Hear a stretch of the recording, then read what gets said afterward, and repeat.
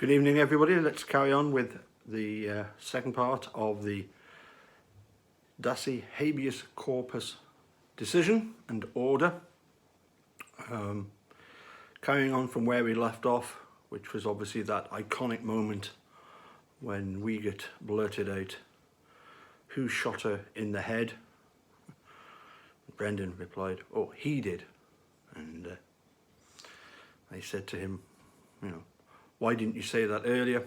And Brendan says, "Because I couldn't think of that." So carrying on, Dassey said that Avery shot Halbach with his .22 caliber rifle twice in her head after they had carried her outside and placed her on the side of the garage. When asked again how many times Avery shot Halbach, Dassey said 3, once each in the head, stomach and heart. According to Dassey, as Avery was shooting Halbach, Avery said that they had to hurry up because he had people coming over. Then they carried her and placed her in the fire, putting tyres and branches on top of her.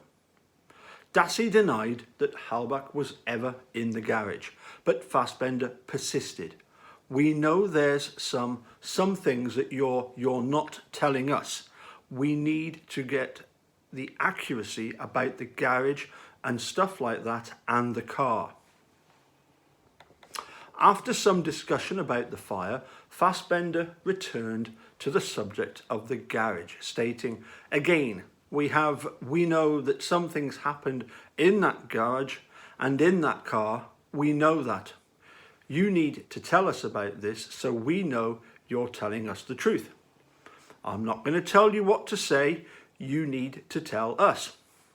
In response to this prompt, Dassey said that Avery put Halbach in the back of the RAV4 and planned to throw her into a pond. But Avery then decided that burning Halbach would be better and would dispose of the evidence faster. So they took her out of the RAV4 and placed her on the fire. Fassbender again asked Dassey where Halbach was when she was shot. This time, Dassey answered, "In the garage." Wiegert asked whether Halbach was on the garage floor or in the back of the RAV4.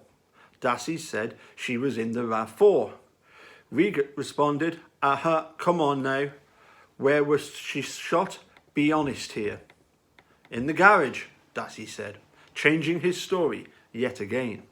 Dassey now said that Halbach was shot after she was taken out of the RAV4. Fassbender again asked Dassey again how many times Halbach was shot and added, "Remember, we got a number of shell casings that we found in that garage. I'm not going to tell you how many, but you need to tell me how many times about that she was shot." Dassey said that Avery shot Halbach about 10 times while she was on the garage floor. Wiegert responded, "That makes sense. Now we believe you." Dassey said that after they placed Halbach in the fire, Avery drove the RAV4 into the salvage yard with Dassey as a passenger. The two of them then put branches and a vehicle hood on the RAV4. Avery said he was going to crush the car. Dassey initially said that he did not know who took the license plates off the RAV4, but when asked if Dassey did so, Dassey responded in the affirmative. Fassbender asked, "Okay, what else did he do?" "He did something else. You need to tell us what he did after that car is parked there. It's extremely important before you guys leave that car." Dassey responded that he left the gun in the car. Fassbender continued, "That's not what I'm thinking about. He did something to that car. He took the plates and I believe he did something else in that car." "I don't know," said Dassey. Fassbender's prompts continued. "Okay, did he go and look at the engine? Did he raise the hood at all or anything like that to do something to that car?" Investigators knew that the battery in Halbach's RAV4 had been disconnected. Dassey agreed that Avery did raise the hood, but could not say what he did under the hood. Dassey said that when they got back to Avery's house, Avery put the key to the RAV4 under his dresser or something. But then he said Avery put the key in his dresser drawer, specifically the second drawer from the top. Dassey said that he and Avery then cleaned up the blood in the garage, at which time Dassey got bleach on his jeans.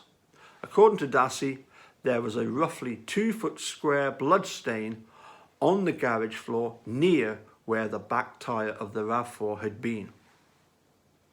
Around about this time, about 9:30, Dassey said his mother called and told him to be home by 10.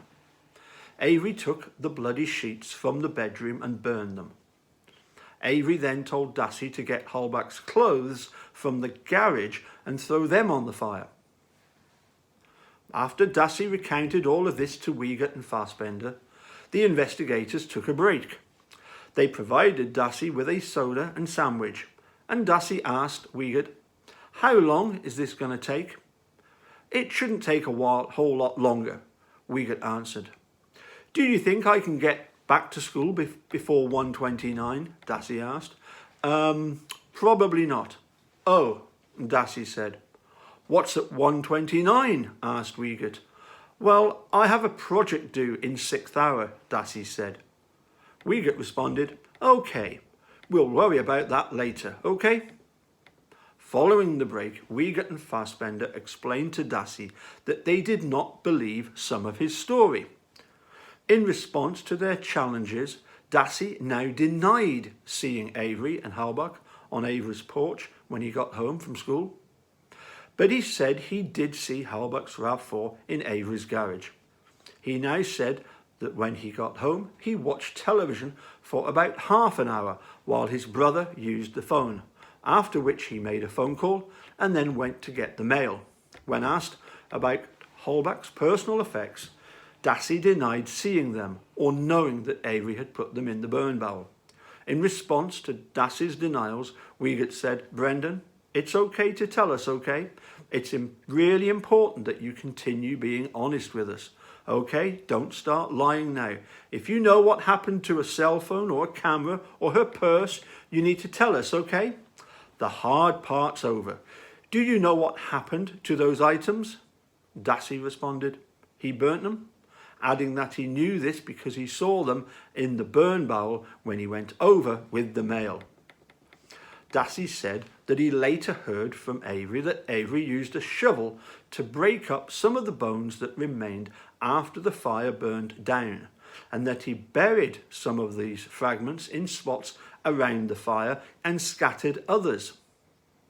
At the investigators' request, Dassey drew various pictures detailing what he had described. In doing so, the investigators asked Dassey to label various things in the pictures, prompting Dassey to ask how to spell rack and garage. Fassbender asked Dassey to describe Halbach, stating, "We know that Teresa had a tattoo on her stomach. Do you remember that?" Dassey shook his head and said, Fassbender followed up, "Do you disagree with me when I say that?" "No, but I don't know where it was," Dassey responded. I would take issue with that. I don't think he says he doesn't know where it was. I think he says he doesn't know what it was. Anyway, Dassey responded, "In fact, the investigators knew that Halbach did not have any such tattoo. They posed the question in an effort to gauge whether Dassey was merely agreeing with details suggested by them." I think we need to have a word with Eric Jose about the control question. He will tell you all about it. Now, when asked why he did what he did, Dassey said, "Because I wanted to see how sex felt." Dassey said he thought about stopping Avery, but did not because he was afraid Avery would try to kill him. Dassey said that afterwards, Avery told him not to say anything.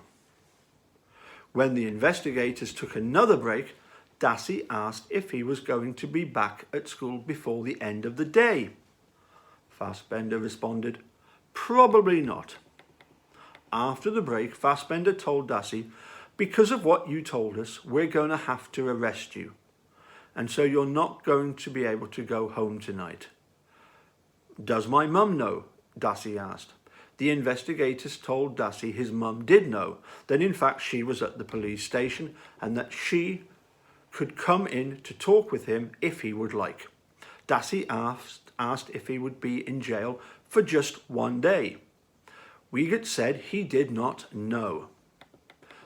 Dassey and Yanda were left alone in the room. Dassey asked his mother, what will happen if he says something, his story's different? What he says he admits to doing it. "What do you mean?" asked Yanda. "Like if his story's like different, like I never did nothing or something." "Did you? Huh?" Yanda asked. "Not really," replied Dassey. "What do you mean, not really?" asked Yanda. "They got to my head," Dassey answered. Wiegert and Fassbender re-entered the room, and Dassey never explained what he meant by "not really." "Were you pressuring him?" Yanda asked the investigators. She later said that she asked that question because she believed that if Dassey was pressured, he would say anything. Wiegert answered, "No, we told him we needed to know the truth. We've been doing this job a long time, Barb, and we can tell when people aren't telling the truth." Based upon the new information from Dassey investigators, Based on the new information from Dassey, investigators obtained another search warrant for the Avery property. Pursuant to the warrant, investigators again searched the garage, finding 2 fired bullets. Halbach's DNA was found on one of the bullets, and investigators determined that it had been fired from the .22 caliber rifle recovered from above Avery's bed. The state charged Dassey with first-degree intentional homicide, second-degree sexual assault, and mutilation of a corpse. We now move on to section C. Leonard Kaczynski, meow, pre-trial counsel for Brendan Dassey. Item 1. Media interviews. On March 7th, 2006, attorney Leonard Kaczynski was appointed to represent Dassey. Kaczynski was excited to be involved in Dassey's case because by then it had garnered significant local and national attention. Essentially, immediately after his appointment, Kaczynski began giving media interviews in which he discussed the case. Kaczynski first met with Dassey on March the 10th, 2006. Dassey told Kaczynski that what was in the criminal complaint was not true, and he wanted to take a polygraph test to prove his innocence.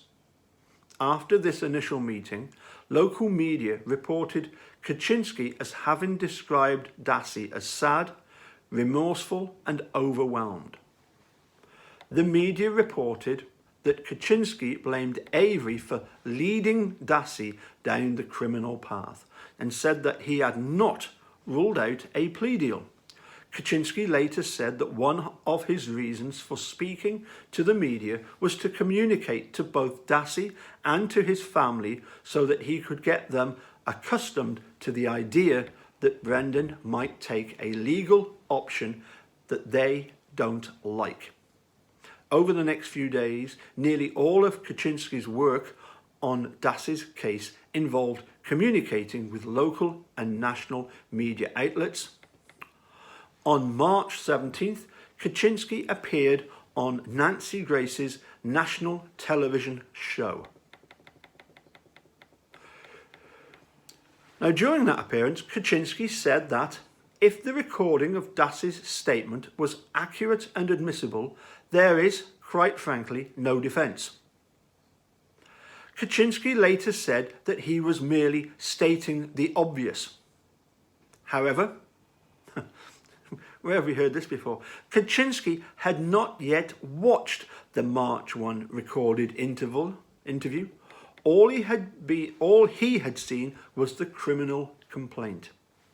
In subsequent media interviews, Kaczynski referred to the techniques the investigators used in questioning Dassey as pretty standard and quite legitimate.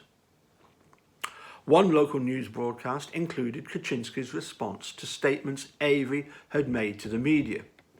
Avery had said that he knew that Dassey's confession must have been coerced because there was no physical evidence to support what Dassey had said. Kaczynski responded that he had reviewed the recorded statement and it did not appear that the investigators were putting words in Dassey's mouth. Kaczynski also publicly refuted Avery's statement that Dassey was not very smart and that it would be easy for law enforcement to coerce him. In another interview, Kaczynski said that although he believed Dassey had some intellectual deficits, he also believed Dassey had a reasonably good ability to recall the events he participated in. Over the roughly 3 weeks following his appointment, Kaczynski spent about 1 hour with Dassey and at least 10 hours communicating with the press. Kaczynski met with Dassey again on April 3rd, at which time Dassey again professed his innocence and asked to take a polygraph examination. Kaczynski hired Michael O'Kelly, with whom he was not familiar, to conduct a polygraph exam. O'Kelly held himself out as a private investigator and polygraph examiner. Kaczynski informed Dassey of the upcoming polygraph examination in a letter, stating, "The videotape is pretty convincing that you were being truthful on March the 1st and encouraging Dassey not to cover up for Avery. Shortly before the polygraph examination, the prosecutor sent an email to Kaczynski expressing concern about the pre-trial publicity that Kaczynski was engaging in and referring him to the relevant rule of attorney ethics governing such publicity." Well, if that isn't the most hypocritical thing I've ever heard about Kratz, what is? Anyway, moving on. One more section. Section 2. Defence investigator Michael O'Kelly. O'Kelly conducted a polygraph examination of Dassey, the results of which were inconclusive. Well, we know that's not true. Nonetheless, O'Kelly described Dassey to Kaczynski as a kid without a conscience or something similar. Notwithstanding O'Kelly's opinion of Dassey, Kaczynski hired him as the defence investigator in the case.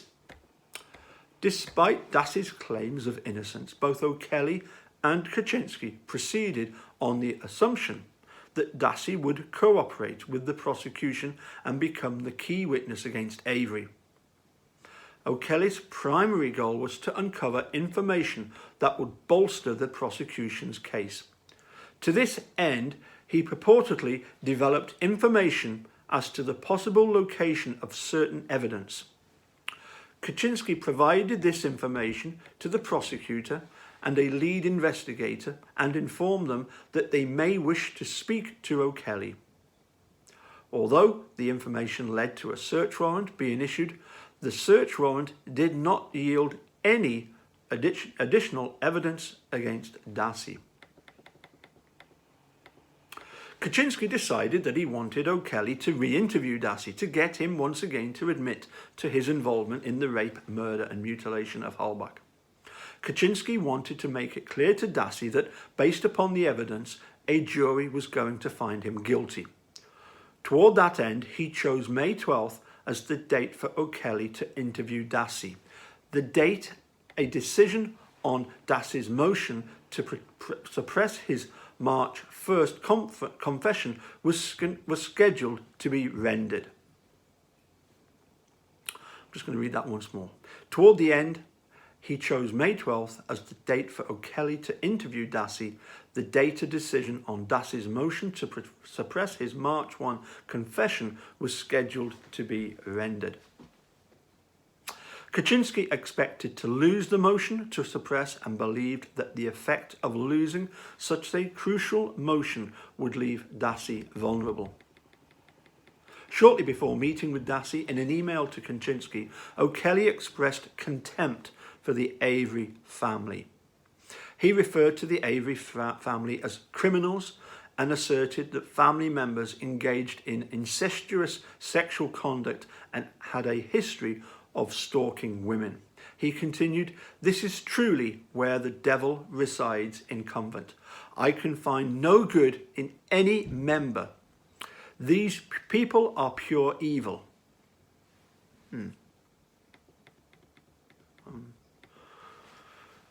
I think I've met most of them. I would not agree with that. But anyway, O'Kelly quoted a friend as having said, "This is a one-branch family tree. Cut this tree down. We need to end the gene pool here."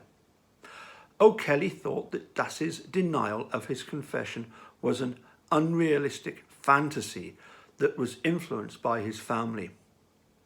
On O'Kelly's recommendation, Kaczynski cancelled a planned visit with Dassey because Dassey needs to be alone. O'Kelly said, "He needs to trust me and the direction that I steer him into." As predicted, on May 12th, the court denied Dassey's motion to suppress his March 1st confession. Afterwards, O'Kelly interviewed Dassey in a room at the Sheboygan County Juvenile Detention Centre, where Dassey was being held.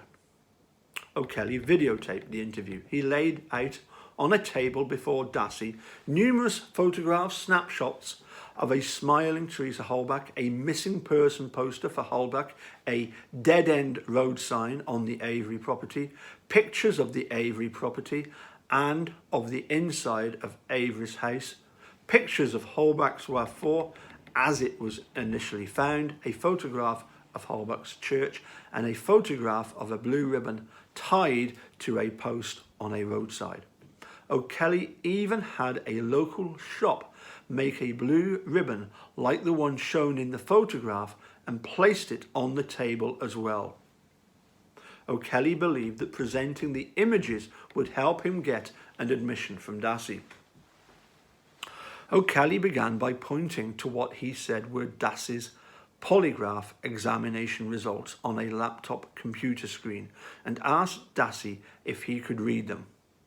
Despite having previously told Kaczynski that the results of the polygraph examination were inconclusive, O'Kelly told Dassey that the polygraph indicated deception and that the probability of deception was 98%.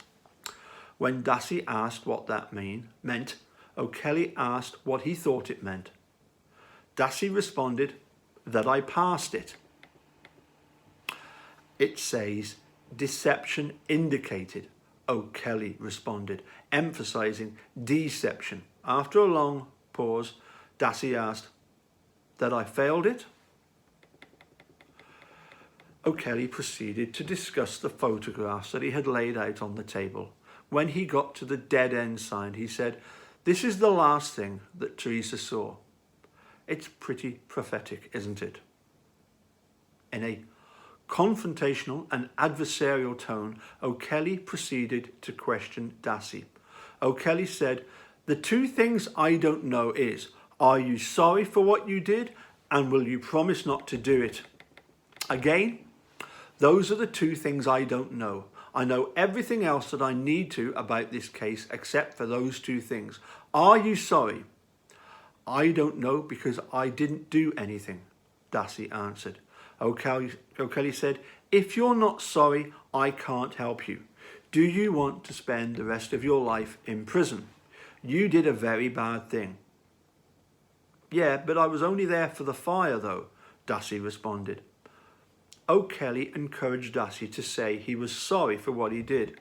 Dassey persisted in professing his innocence, saying that he did not really feel sorry because he did not do anything. He was only at the fire.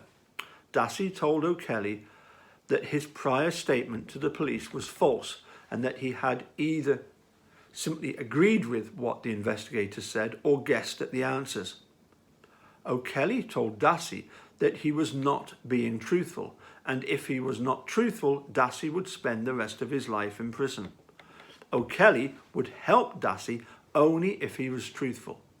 Eventually, Dassey's story changed, and he recounted for O'Kelly a story largely similar to that which Dassey had told the investigators on March 1st. This time he said he first went over to Ava's at about 8 o'clock and that Halbach was conscious when Avery brought her outside to the garage, where he stabbed her and shot her 5 times. After the interview was concluded, Kaczynski understood from O'Kelly that Dassey was now, quote, on board with cooperating in the Avery prosecution and ultimately entering a plea agreement. However, Kaczynski had not watched O'Kelly's interview of Dassey.